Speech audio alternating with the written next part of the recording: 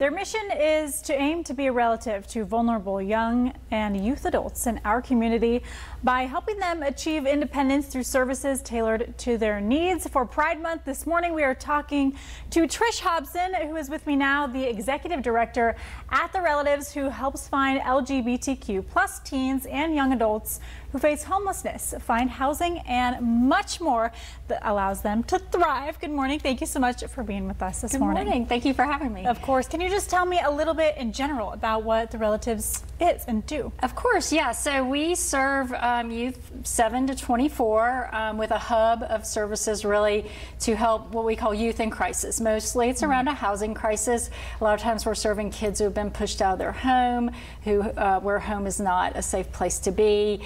They might need shelter, so we offer a shelter for 7 to 17-year-olds, and then for the older kids we offer resources to help them get jobs, housing, education, all the things that all of us need to become independent adults. And what are some of the specific difficulties that somebody who is LGBTQ plus may face when looking for housing that someone else may not?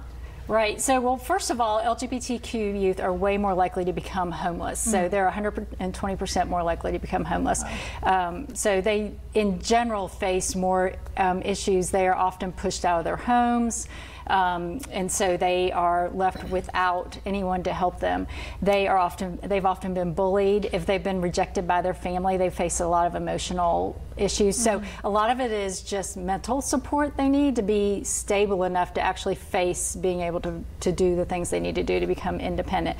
In addition, there is still a lot of discrimination against our LGBTQ youth. And when you think about being a young person, being bullied, being rejected by your family, I mean, all of that is horrible. And then if you go to look for housing, often there's still discrimination there too. So it can be really, really challenging. They need a lot of support. Yeah, we actually just aired a story earlier today about adults who they still feel like they're maybe facing discrimination, LGBTQ plus adults, when getting a real estate agent and looking for a home, even as an adult. So you can just imagine as a teenager or a young adult, you feel that pressure so much more. Exactly. You nailed it. How many people are y'all able to help? And how do you do it exactly? So we serve over 1,000 kids a year through all of our programs. We work really hard to identify what the individual needs. We're very client driven. So kids tell us what they need. They tell us what their goals are, and we're there to walk alongside them. It's the thing that we say about ourselves is we are an accepting environment. So you can come to us. We're not going to judge you for where you've been, what you've done, who you are. We just want to love you like relatives, like a family would, and really just walk alongside you. And just like any family, our kids often fall, and we're just here to support them and pick them back up. And so it's often a long journey. It's not always a straight path, just like with any young person. But that's really what we do, is we just offer that love and support. And then last year we helped 77 young adults get into housing that were formerly homeless. And so we work with landlords. We provide a subsidy, help pay their rent, that kind of thing. Okay, wonderful. If people are watching this morning and they're saying that sounds great, how can I help? What can they do?